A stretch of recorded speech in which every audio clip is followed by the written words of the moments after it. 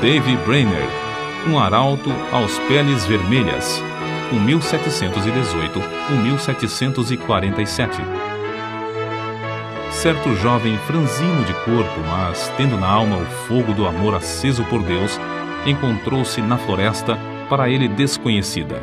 Era tarde e o sol já declinava até quase desaparecer no horizonte, quando o viajante, enfadado na longa viagem, avistou a fumaça das fogueiras dos índios peles vermelhas. Depois de apiar e amarrar seu cavalo, deitou-se no chão para passar a noite, agonizando em oração. Sem ele o saber, alguns dos silvícolas o haviam seguido silenciosamente como serpentes durante a tarde. Agora, estacionavam atrás dos troncos das árvores para contemplar a cena misteriosa de um vulto de cara pálida, sozinho, prostrado no chão, clamando a Deus. Os guerreiros da vila resolveram matá-lo sem demora, pois acreditavam que os brancos davam uma aguardente aos peles vermelhas para, enquanto bêbados, levar-lhes as cestas e as peles de animais e ainda roubar-lhes as terras. Mas depois de cercarem furtivamente o missionário que orava prostrado e ouvirem clamando ao grande Espírito, insistindo que lhe salvasse a alma, eles partiram tão secretamente como chegaram. No dia seguinte, o moço, não sabendo o que acontecera em redor, enquanto orava no ermo, foi recebido na vila de uma maneira não esperada. No espaço aberto entre as wigwams, barracas de peles, os índios cercaram um moço que, com o amor de Deus ardendo na alma, leu o capítulo 53 de Isaías. Enquanto pregava, Deus respondeu à sua oração da noite anterior, e os silvícolas ouviram o sermão com lágrimas nos olhos. Esse cara pálida chamava-se Davy Brainerd. Nasceu em 20 de abril de 1718, perdeu o pai aos 9 anos de idade e a mãe, filha de um pregador, aos 14 anos. Acerca de sua luta com Deus, no tempo da sua conversão, tinha então 20 anos de idade. Ele escreveu: Designei um dia para jejuar e orar, e passei esse dia clamando quase incessantemente a Deus. Pedi-lhe misericórdia e que ele abrisse meus olhos para a enormidade do pecado e o caminho para a vida em Jesus Cristo. Contudo, continuei a confiar nas boas obras. Então, uma noite, andando na roça, me foi dada uma visão da grandeza do meu pecado, parecendo-me que a terra se abrira por baixo dos meus pés para me sepultar, e que a minha alma iria ao inferno antes de eu chegar em casa. Certo dia, estando longe do colégio, no campo, sozinho em oração, senti tanto gozo e doçura em Deus que, se eu devesse ficar neste mundo vil, queria permanecer contemplando a glória de Deus. Senti na alma um profundo amor ardente para com todos os homens, e anelava que eles desfrutassem desse mesmo amor. No mês de agosto, depois, senti-me tão fraco e doente, como resultado de aplicar-me demais aos estudos, que o diretor do colégio me aconselhou a voltar para casa. Estava tão fraco que tive algumas hemorragias. Senti-me perto da morte, mas Deus renovou em mim o conhecimento e o gosto das coisas divinas. Anelava tanto a presença de Deus e ficar livre do pecado que, ao melhorar, preferia morrer a voltar ao colégio e me afastar de Deus. Oh, uma hora com Deus excede infinitamente todos os prazeres do mundo. De fato, depois de voltar ao colégio, Brainerd esfriou em espírito, mas o grande avivamento dessa época alcançou a cidade de New Haven, o colégio de Yale e o coração de Davy Brainerd. Ele tinha o costume de escrever diariamente uma relação dos acontecimentos mais importantes da sua vida, e é por esses diários que sabemos da sua vida íntima, de profunda comunhão com Deus. Os poucos trechos seguintes servem como amostras do que ele deixou registrado e revelam algo de sua luta com Deus, enquanto estudava para o ministério. Fui tomado repentinamente pelo horror da minha miséria. Então, clamei a Deus, pedindo que me purificasse da minha extrema imundícia. Depois, a oração se tornou muito preciosa para mim. Ofereci-me alegremente para passar os maiores sofrimentos pela causa de Cristo, mesmo que fosse para ser desterrado entre os pagãos, desde que pudesse ganhar suas almas. Então, Deus me deu o espírito de lutar em oração pelo reino de Cristo no mundo. Retirei-me cedo, de manhã, para a floresta, e foi-me concedido fervor em rogar pelo avanço do reino de Cristo no mundo. Ao meio-dia, ainda combatia em oração a Deus e sentia o poder do divino amor na intercessão. Passei o dia em jejum e oração, implorando que Deus me preparasse para o ministério, me concedesse auxílio divino e direção, e me enviasse para a seara no dia designado por Ele. Pela manhã, senti poder na intercessão pelas almas imortais e pelo progresso do reino do querido Senhor e Salvador no mundo. À tarde, Deus estava comigo de verdade. Quão bendita a sua companhia! Ele me concedeu agonizar em oração até ficar com a roupa encharcada de suor, apesar de eu me achar na sombra e de soprar um vento fresco.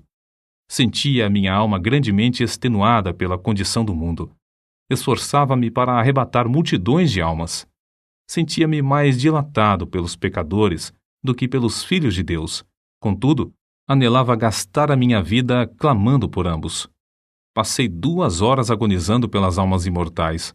Apesar de ser ainda muito cedo, meu corpo estava molhado de suor. Se eu tivesse 1000 vidas, a minha alma as teria dado pelo gozo de estar com Cristo.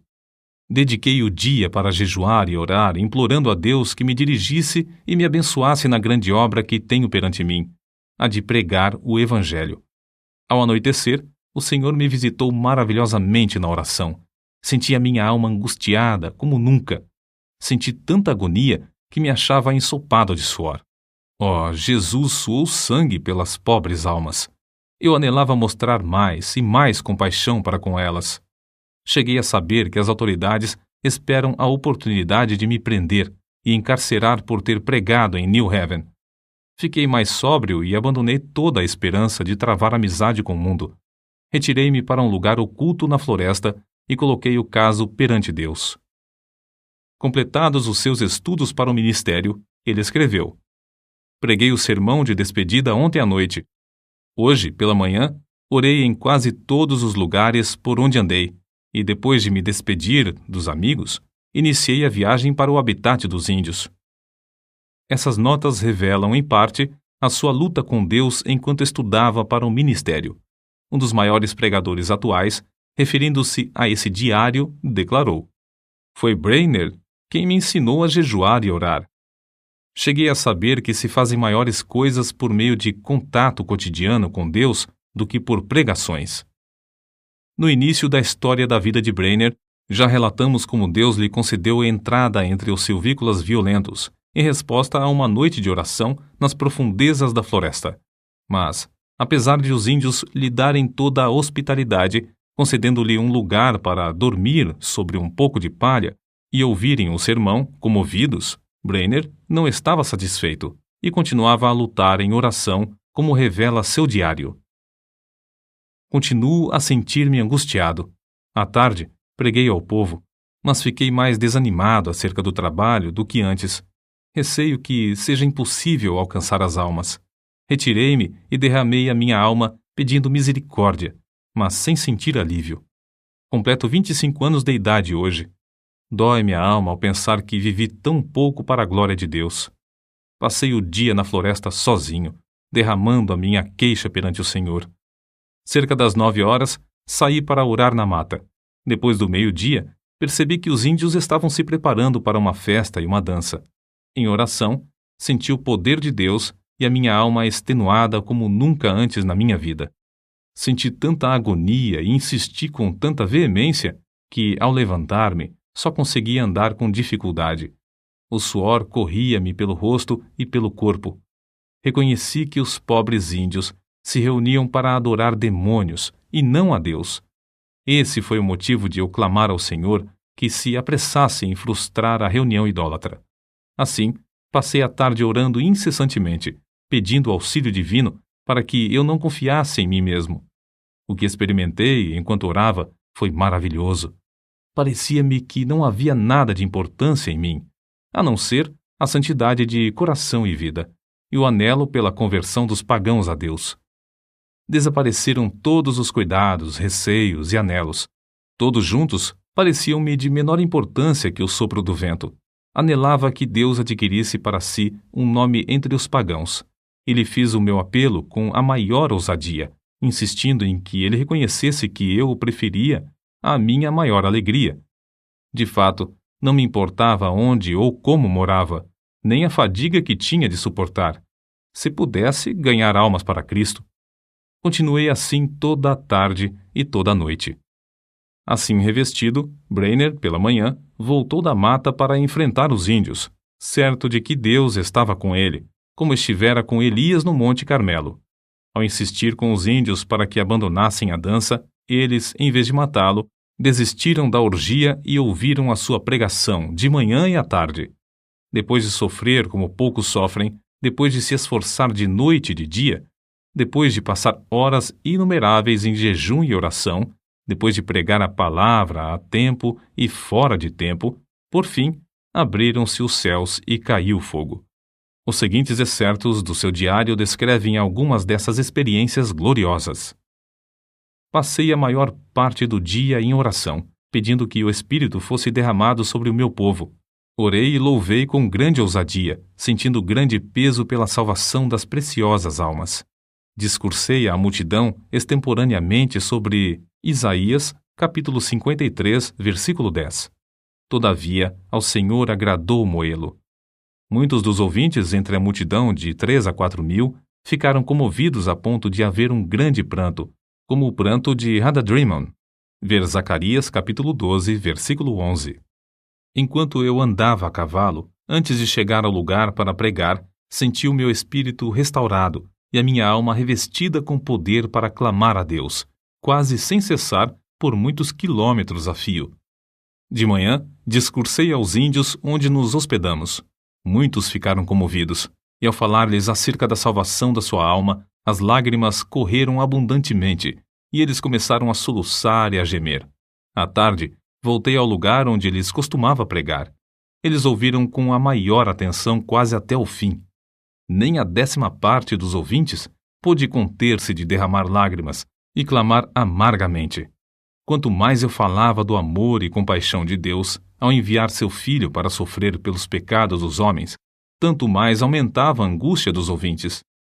Foi para mim uma surpresa notar como seus corações pareciam traspassados pelo terno e comovente convite do Evangelho, antes de eu proferir uma única palavra de terror. Preguei aos índios sobre Isaías capítulo 53, versículos 3 ao 10. Muito poder acompanhava a palavra, e houve grande convicção entre os ouvintes. Contudo, não tão geral como no dia anterior. Mas a maioria ficou comovida e em grande angústia de alma. Alguns não podiam caminhar, nem ficar em pé.